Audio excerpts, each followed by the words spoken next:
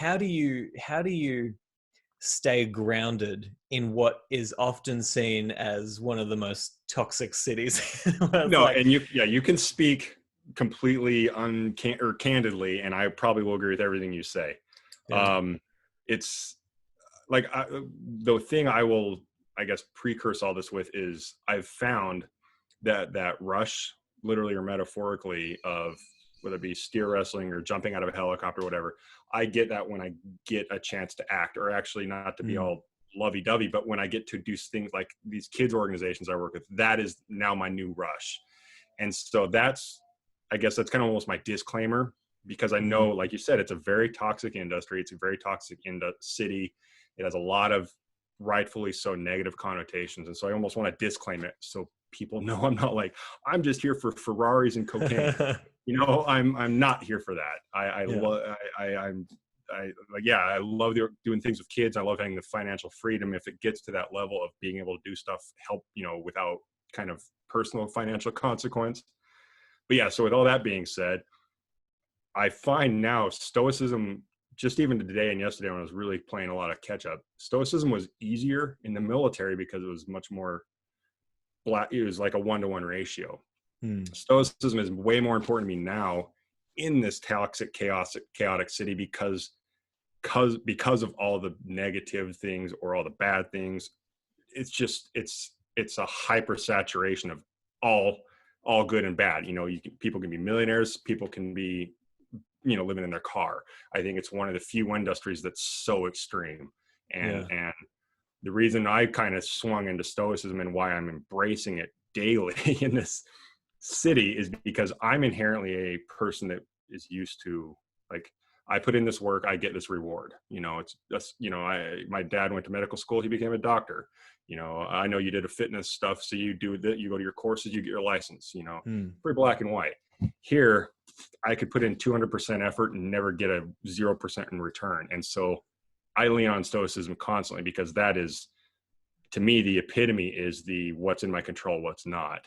And the city, it is that can go down very, I risk saying toxic avenues in your mind and spirit and body and all that, because it is, as humans, that not having that reward, that gratification, you definitely need to lean on something to ground yourself on, especially if you're constantly not getting anything out of all your work. And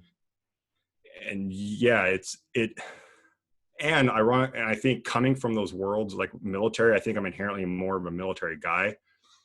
I'm my own like dichotomy in that I'm very militant, but I also love art. It's those things normally they're not normally in the same Swiss Army knife, and I definitely, in this city where I have no control over it, I can't tell people what to do. Like when I was a sergeant in telling, I don't, this is the most opposite existence I could have picked compared to where I was good, or what I was better or more comfortable or natural in. And so, it's hard. There's not a day goes by where I don't think of the dichotomy of control, like day in and day out, day in and day out.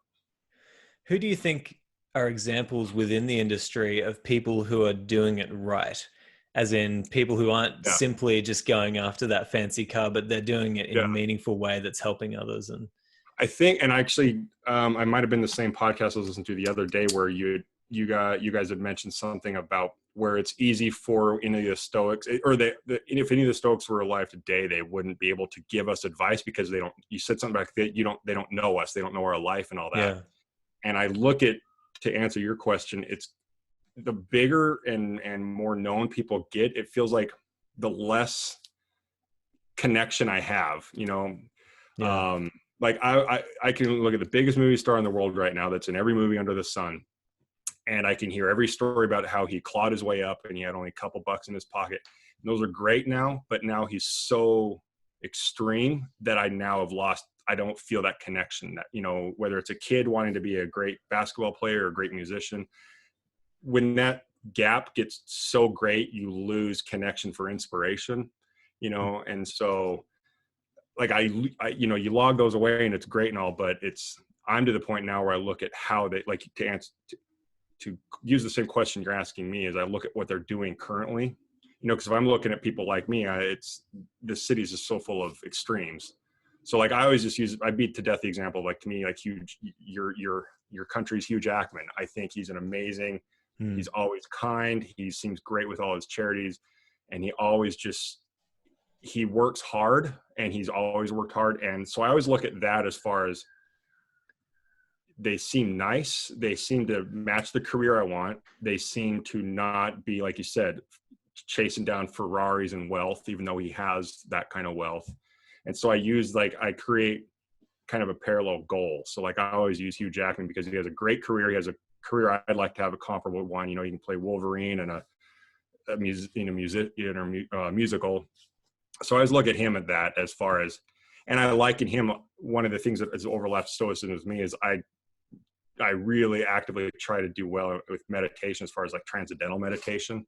And I actually met him through that. He actually is very big advocate of transcendental meditation. And it was really cool to see him stop and kind of like, turn off that static of the world, which it was very stoic of him to do. And the more I look at that, the more I'm like, well, that's my goal. As far as the weird thing about this industry is, I look at it like, if I wanted to be a Green Beret, I wouldn't look at the guy that just started his military career like me, because we're on the same page. It doesn't make sense to me. I would just look at the end result and just look for a Green Beret that was good at what he did, But this industry is hard because like I said, that gap gets so huge. I don't relate to The Rock anymore. We're in lockdown and I'm lifting rubber bands and my dog for exercise, and he has a gym that travels the country with him. His story is great. His career is awesome. I teach their own, but I don't relate to the guy. It's just, I don't, like, you guys made a comment about inspirational posts and all that stuff, and I can't take it anymore, not in a negative way. It's just, you lose who you're drawn to, it's your childhood heroes are normally a little bit more tangible, they become godlike, like almost too godlike, that they're unattainable.